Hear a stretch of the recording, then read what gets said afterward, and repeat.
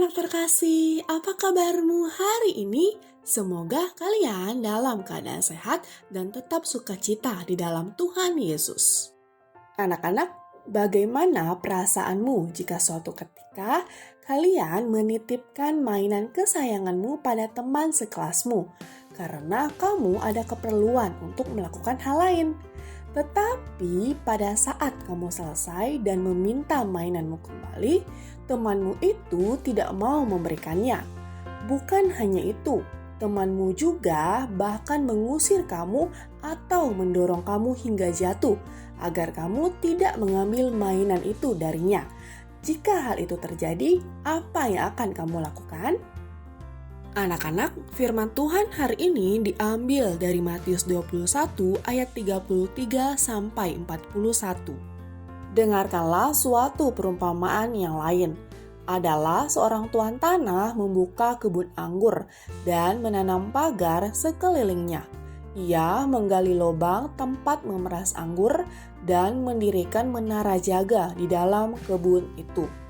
Kemudian ia menyewakan kebun itu kepada penggarap-penggarap, lalu berangkat ke negeri lain. Ketika hampir tiba musim petik, ia menyuruh hamba-hambanya kepada penggarap-penggarap itu untuk menerima hasil yang menjadi bagiannya. Tetapi penggarap-penggarap itu menangkap hamba-hambanya itu. Mereka memukul yang seorang, membunuh yang lain, dan melempari yang lain pula dengan batu.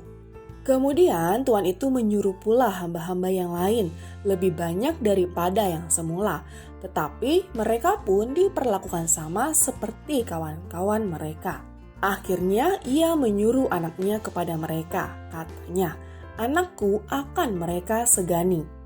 Tetapi ketika penggarap-penggarap itu melihat anaknya itu, mereka berkata seorang kepada yang lain, "Ia adalah ahli waris, mari kita bunuh dia, supaya warisannya menjadi milik kita." Mereka menangkapnya dan melemparkannya keluar kebun anggur itu lalu membunuhnya. Maka apabila tuan kebun anggur itu datang, apakah yang akan dilakukannya dengan penggarap-penggarap itu? Kata mereka kepadanya, ia akan membinasakan orang-orang jahat itu dan kebun anggurnya akan disewakannya kepada penggarap-penggarap lain yang akan menyerahkan hasilnya kepadanya pada waktunya. Anak-anak, bagian ini bercerita tentang perumpamaan yang Tuhan Yesus berikan tentang tuan yang menyewakan kebun anggurnya kepada para penggarap kebun anggur. Tuan pemilik kebun anggur itu menyewakan kebun anggurnya, kemudian dia pergi ke negeri lain. Ketika tiba musim panen, tuan ini ingin mendapatkan bagiannya dari hasil panen tersebut. Dia mengutus hamba-hambanya untuk meminta bagiannya itu kepada para penggarap kebun anggur yang menyewanya. Sayangnya, penyewa tersebut berlaku curang. Mereka bukan hanya tidak mau menyerahkan bagian tuan itu, melainkan juga menganiaya, bahkan membunuh hamba-hamba yang diutusnya. Akhirnya tuan itu mengutus anaknya karena ia berharap para penggarap itu akan menghargai anaknya dan bersedia memberikan bagiannya.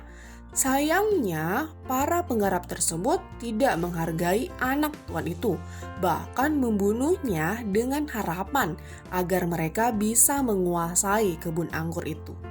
Lalu Tuhan Yesus bertanya pada pendengarnya, kira-kira apa yang kemudian akan dilakukan oleh tuan itu? Para pendengar perumpamaan itu menjawab bahwa tentunya tuan itu akan marah. Ia akan mengambil kembali kebun anggur itu dan menyerahkannya kepada penggarap-penggarap lain yang lebih baik. Anak-anak, dalam perumpamaan itu sang tuan menggambarkan Tuhan sendiri. Kebun anggur itu menggambarkan kerajaan Allah yang harus dikerjakan untuk menghasilkan buah bagi Tuhan. Dan para penggarap yang menyewa kebun anggur itu adalah para ahli Taurat, orang Farisi, dan umat Tuhan. Tuhan ingin agar mereka mengerjakan kerajaan Allah untuk kemuliaan Allah. Tetapi sebaliknya, mereka tidak mengerjakan sesuai yang Tuhan inginkan. Melalui firman Tuhan ini kita belajar dua hal, yaitu Pertama, Tuhan ingin kita meresponi kesabaran Tuhan dengan benar. Tuan pemilik kebun anggur ini tidak langsung menghukum para penggarap yang jahat ketika mereka menganiaya hamba yang pertama diutusnya. Dia berkali-kali mengutus hamba-hambanya untuk meminta bagiannya. Bahkan sampai terakhir dia mengutus anaknya sendiri kepada para penggarap kebun itu. Hal ini menunjukkan betapa sabarnya Tuhan itu kepada para penggarap yang jahat.